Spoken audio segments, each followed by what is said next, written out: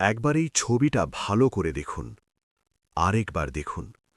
চোখ ফেরাবেন না, কারণ আপনি যা দেখছেন সেটা শুধু একটা খাবারের ছবি নয়, এটা আমাদের ঈমানের জন্য এক ভয়ঙ্কর সতর্কবার্তা। এই ছবিতে দেখা যাচ্ছে ব্যাঙ।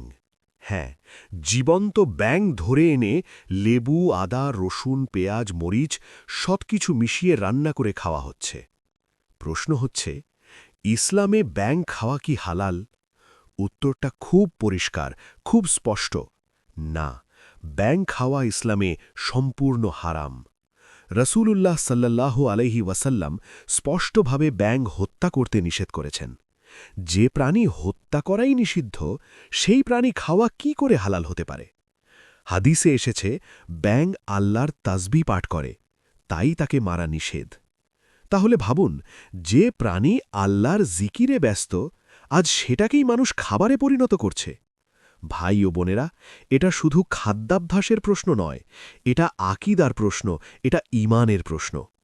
অনেকে বলবে, এটা তাদের উপজাতীয় খাবার, এটা তারা ছোটবেলা থেকে খায়, এটা তাদের সংস্কৃতি। কিন্তু প্রশ্ন হচ্ছে, সংস্কৃতি কি ইসলামের ওপরে? রীতি কি কোরআন হাদিসের চেয়ে বড়? ইসলাম আমাদের শিখিয়েছে, হালাল হারাম নিয়ে আপোষ নেই। আজ যদি ব্যাঙ খাওয়াকে স্বাভাবিক করে তুলি, কাল কি হারামকেও হালাল বলে মেনে নেব? এই ভিডিও যারা বানাচ্ছে তারা হয়তো জানে না, কিন্তু যারা জেনে শুনে খাচ্ছে তারা মারাত্মক গুনাহের মধ্যে আছে। আর যারা এই ভিডিও দেখে চুপ করে থাকে, তাদেরও দায় আছে। কারণ ভুল দেখেও যদি আমরা চুপ থাকি, সেটাও এক প্রকার অংশগ্রহণ। ভাই ও বোনেরা, আজ সোশ্যাল মিডিয়ায় ভিউয়ের জন্য, লাইকের জন্য অনেকে হারামকেও উৎসব বানিয়ে ফেলছে। ব্যাঙ খাওয়াকে দেখানো হচ্ছে একটা মজার খাবার হিসেবে, একটা এক্সোটিক রেসিপি হিসেবে। কিন্তু কিয়ামতের দিন এই মজা কি কাজে আসবে? যেদিন আল্লাহ জিজ্ঞেস করবেন, আমার রসূল যেটা নিষেধ করেছে, তুমি সেটা কেন হালাল বানালে? সেদিন কোনো ভিউ, কোনো লাইক, কোনো ফলোয়ার কাজে আসবে না। এই ভিডিওটা যারা দেখছেন, আমি আপনাদের কাছে অনুরোধ করছি, দয়া করে এটাকে হালকাভাবে নেবেন না। দয়া করে কমেন্টে সত্যটা লিখুন, দয়া করে শেয়ার করুন, যাতে অন্তত কেউ ভুল থেকে ফিরে আসে।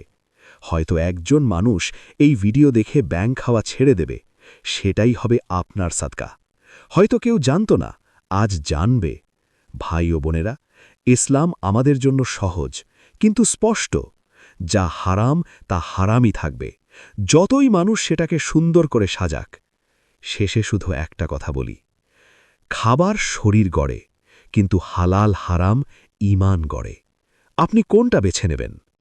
এই ভিডিওটা দেখুন, ভালো করে দেখুন, আর সত্যটা ছড়িয়ে দিন। আল্লাহ আমাদের সবাইকে হারাম থেকে বাঁচার তৌফিক দিন। আমিন।